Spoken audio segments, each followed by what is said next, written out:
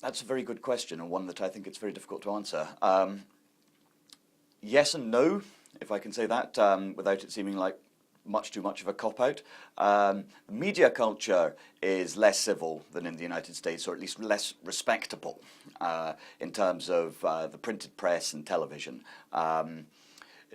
In that sense, actually, if you look back at the 19th century, public discourse in the United States was much more disputatious, uncivil, rude than it was in the United Kingdom, actually. American newspapers were brash and vulgar and loud and entertaining, whereas British newspapers were staid and dull and conformist and, I imagine, more or less unreadable.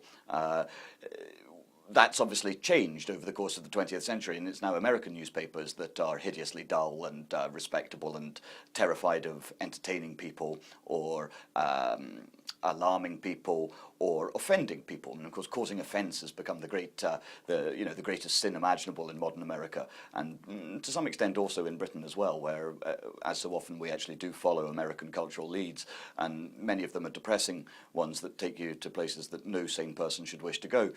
But political discourse in Britain is lighter, it's less serious, but then again that's partly because